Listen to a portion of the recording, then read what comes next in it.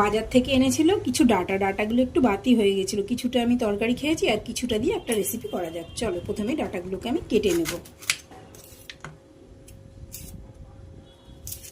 ডাটাগুলো সব কাটা হয়ে গেছে, এবার এগুলোকে আমি ভালো করে ধুয়ে নেব। এইবার আমি শুকনো খোলায় ভেজে নেব মৌরি আর শুকনো লঙ্কা। এবার কড়াতে দিয়ে দেবো সামান্য পরিমাণ তেল। তেল গরম হয়ে গেছে, এবার দিয়ে দেবো পাঁচফোড়ন। এইবার দিয়ে দেবো কেটে রাখা ডাটাগুলো। এইবার দিয়ে দেবো নুন আর সামান্য পরিমাণ হলুদ। এইবার দিয়ে দেবো কিছুটা আখের গুড়। গুড়টা দেখো গলে গেছে। এবার আমি দিয়ে দেবো আগে থেকে ধুয়ে রাখা তেঁতুল। এবার এটাকে ভালো করে নেড়ে নেব। গুড় থেকে যেহেতু জল বেরিয়েছে তাই জন্য আমি এর মধ্যে কোনো রকম জল অ্যাড করব না। ডাটাগুলো ভালো করে সেদ্ধ হয়ে গেছে, এইবার আমি দিয়ে দেবো করে রাখা ভাজা মশলা। এটাকে ভালো করে নাড়িয়ে নেব।